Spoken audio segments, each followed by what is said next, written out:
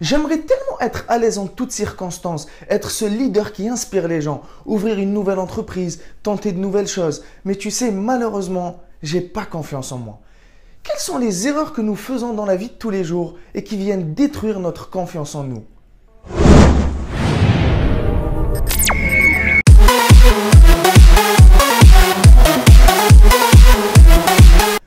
Bonjour à tous les amis, c'est Anis Mayou, fondateur de Transformer votre potentiel. Bienvenue sur cette nouvelle capsule du mercredi, votre dose d'inspiration et de motivation pour faire face efficacement à vos défis du quotidien. Et justement aujourd'hui, un défi non des moindres, nous parlons de confiance en soi et nous parlons des 5 erreurs que nous faisons et qui viennent détruire littéralement notre confiance en nous. Alors la première erreur, c'est le fait de ne pas se connaître ou d'avoir une faible connaissance de soi-même. Car quand on ne se connaît pas, quand on a une faible connaissance de soi-même, à chaque fois qu'on va venir nous critiquer, à chaque fois qu'on va venir nous dire un truc qui va nous faire sentir un peu inconfortable, on va remettre en question notre confiance en nous.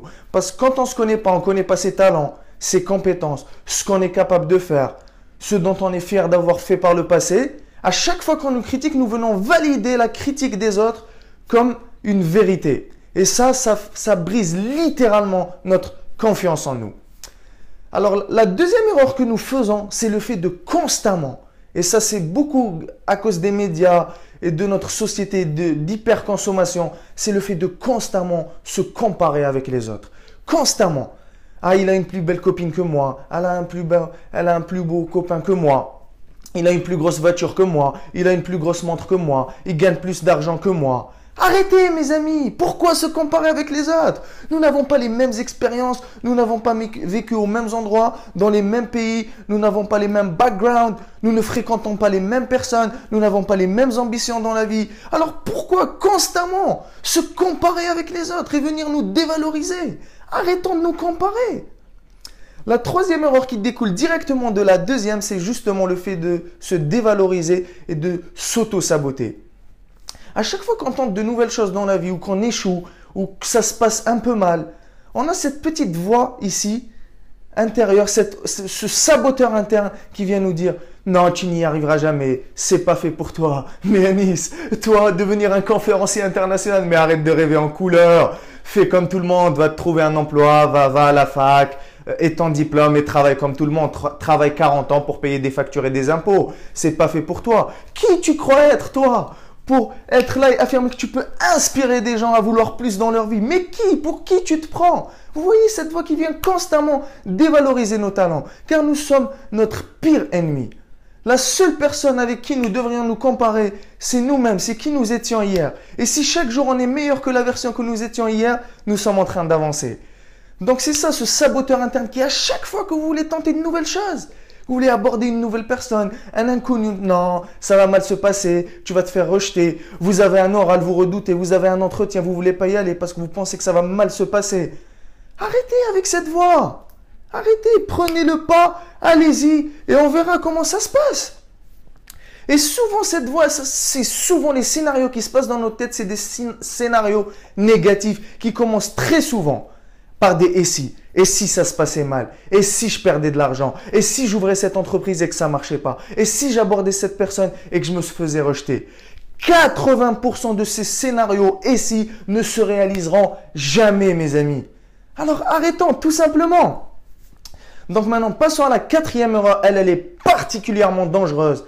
C'est le fait de constamment rester attaché, même je dirais rester accroché, comme un boulet qui vous tire par les pieds, par derrière, aux échecs du passé. À chaque fois que vous avez tenté de nouvelles choses, vous avez tenté de nouvelles expériences, vous avez essayé de faire des trucs que vous n'aviez jamais fait par le passé et que ça s'est mal passé, vous en avez conclu que vous étiez mauvais. Et vous avez cette croyance au fond de vous que puisque vous avez tenté 1, 2, 3 fois et que ça n'a pas marché, vous êtes mauvais. Arrêtez avec ces constats, ces croyances limitantes, ces limites psychologiques que vous vous imposez de l'intérieur et qui vous empêchent d'avancer. Vous savez, un monsieur, ce qu'il a dit une fois, j'ai lancé une première entreprise, ça n'a pas fonctionné. La deuxième, ça n'a pas fonctionné. La troisième, ça n'a pas fonctionné. La quatrième, ça n'a pas fonctionné. La cinquième, c'était PayPal. Posez-vous les bonnes questions, mes amis. À chaque fois que nous échouons dans de nouvelles tentatives, ce n'est pas par manque de talent, ce n'est pas parce qu'on n'est pas bon. C'est par manque de persévérance. Il est impossible d'échouer pour les gens qui n'abandonnent jamais.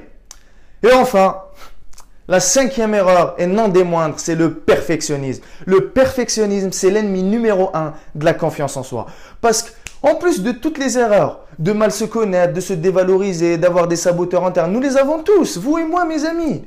Mais les gens qui ont un tempérament de perfectionnisme, ce que j'étais il y a quelques années encore, et quand on est un perfectionnisme pour l'avoir vécu, on n'ose jamais passer à l'action parce qu'on se dit qu'on ne sera pas à la hauteur, qu'on ne sera pas assez bon, que ça ne va pas se passer comme on le souhaiterait, qu'on ne va pas être aussi bon que les autres. Toujours, on se compare en plus. Donc à chaque fois, le perfectionnisme, ça empêche les gens de faire des actions. Et la confiance en soi vient justement par le fait de générer des actions imparfaites maintenant. C'est une formule simple, toute simple. C'est le P fois S égale B. Des petites actions exécutées souvent égale beaucoup à la fin. Donc faire des petits pas tous les jours pour combattre ce perfectionnisme. Parce que clairement, c'est une très grande erreur qui détruit littéralement notre confiance en nous, le fait d'être un perfectionniste. Donc voilà, c'est tout pour aujourd'hui mes amis. J'espère que vous avez retrouvé de la valeur dans cette vidéo. N'hésitez pas à la partager avec vos amis, avec votre communauté, car je pense en toute humilité qu'elle peut aider un grand nombre de personnes à sortir de ce manque de confiance en nous qui nous empêche souvent dans la vie de tenter de réussir les trucs qui sont importants pour nous. Comme d'habitude, vous pouvez cliquer juste en bas ici pour rejoindre notre chaîne YouTube. Vous pouvez aussi venir nous rejoindre sur notre magnifique communauté Facebook au Anis Mailloux-6 transformer votre potentiel. Et d'ici là, prenons toujours le soin d'élever nos standards, de protéger nos rêves, d'oser être différents et de faire partie de ces gens-là qui ont décidé de faire une différence dans le monde. Au revoir tout le monde. La semaine dernière, nous avons vu donc pourquoi 95% des gens n'atteignaient pas leur objectif. Et aujourd'hui, nous passons à 4 étapes indispensables pour déterminer et fixer efficacement un objectif. Donc, allons-y sans plus tarder. La première étape indispensable avant de se fixer des objectifs et d'essayer de les réaliser, c'est d'apprendre à se connaître. Au fond, répondre à une question principale, qui êtes-vous ?